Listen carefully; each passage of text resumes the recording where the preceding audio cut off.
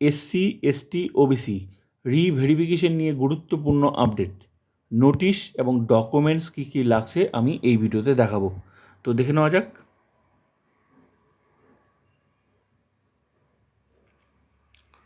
একটা কথা মনে রাখতে হবে, ডকুমেন্টস নিচে আছে, ঠিক আছে?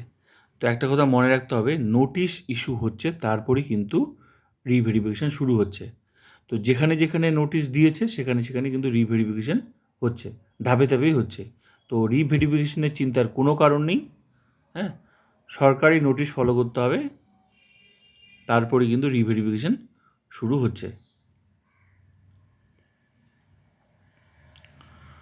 তো এটা হচ্ছে বালুরঘাট।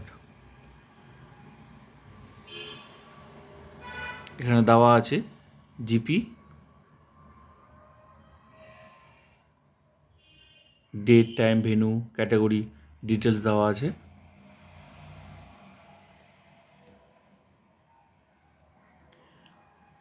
এবার ডকুমেন্টসকে কী লাগছে,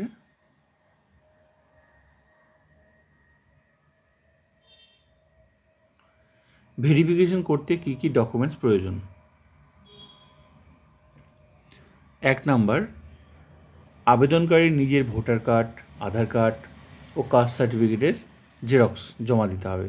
2 নাম্বার, বাবা ও মায়ের নাম সহ 2026 সালের ভোটার তালিকায়, মানে ভোটার লিস্ট, এবং নিজের 18+ হলে নিজের বাবা ও মায়ের নাম থাকতে হবে, জেরক্স জমা দিতে হবে।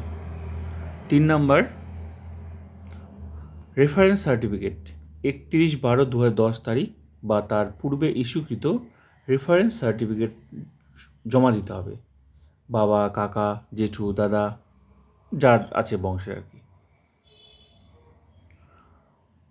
মোট কথা রেফারেন্স সার্টিফিকেট জমা দিতে হবে। 4 নাম্বার, ফার্স্ট জেনারেশন প্রমাণপত্র যদি প্রয়োজন হয়, যদি 1 জানুয়ারি 2011 তারিখ বা তার পরে ইস্যু হয়ে থাকে তবে নিম্নলিখিত যে কোনো একটি নথি এগুলোর মধ্যে যে কোনো একটি দিতে হবে। 1950-এর দশকের জমি নথির ল্যান্ড প্রুফ, অথবা 1971 সালের নাগরিকত্ব সনদ সিটিজেনশিপ সার্টিফিকেট, অথবা হচ্ছে 1971 সালের পূর্বে ইস্যুকৃত যে কোনো সরকারি পরিচয়পত্র প্রমাণপত্র, মানে গভর্নমেন্ট আইডি। তো এগুলো জমা দিতে হবে। শেষে বলেছে যে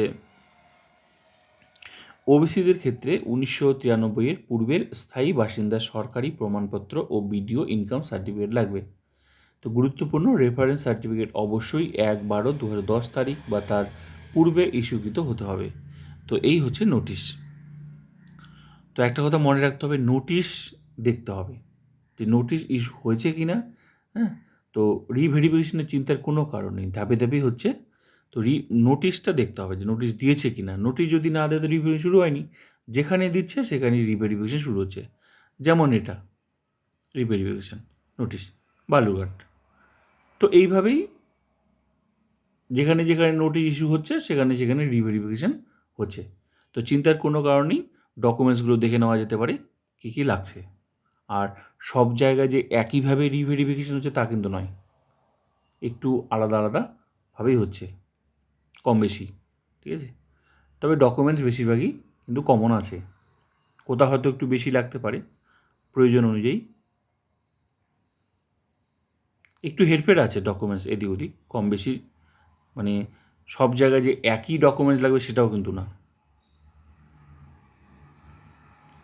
তো ভিডিওটা ভালো লাগলে like, comment, subscribe and share.